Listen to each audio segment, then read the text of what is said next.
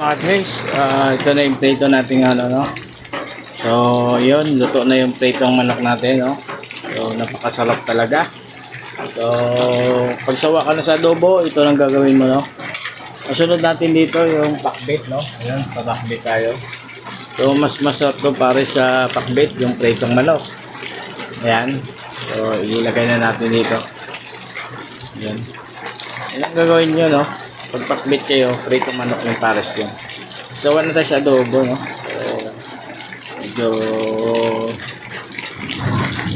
sawa na sa adobong manok. Ayan. Ito rin magpakbit tayo, no? Pakbit. Aray mo. Medyo mainit, no? Ayan. So, yung lasa ng manok yan, ay iwan talaga dyan, no? So, yun. Ayan, ano pa hinihintay? Attack na. So, yun, lagay natin yung pakbit. Ang sunod natin yung pakbit, no? Kahit yan. Magpapakbit tayo mga tricks, no? So, yun ang paborito natin, pakbit.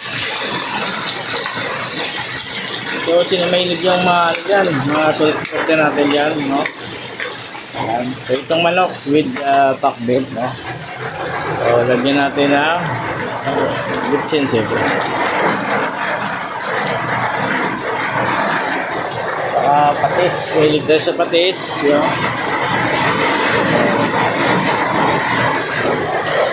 Toyo. Wala na toyo. Saka yung aray ko. Paminta, siyempre. Asin. Yan, huwag na masyadong.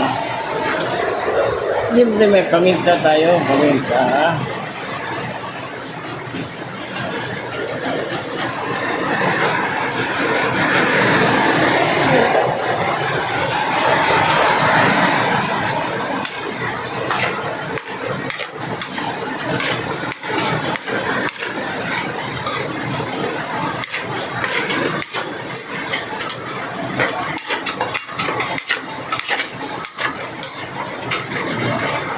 Hilig tayo sa pakbit, no? So, yan. Yung ating pritong manok. Siyempre, titikman natin yan. Siyempre. So, ayan ha. Tikman natin yung pritong manok natin. Ayan o. Yeah.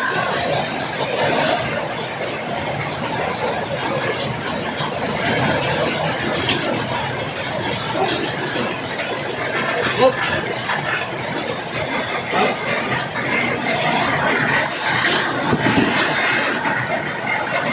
Napasarap yung pwede man sa ako. Hindi gawin lang yun.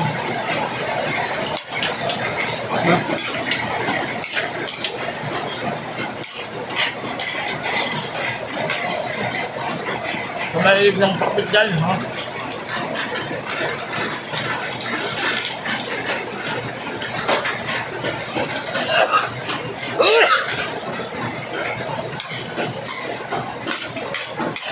Masarap talaga pang pakbit.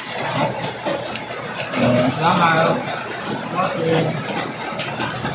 Bye. Napakasarap yung pakbit natin. Napakasarap yung pakbit natin sa pritong manok. Bye. God bless po.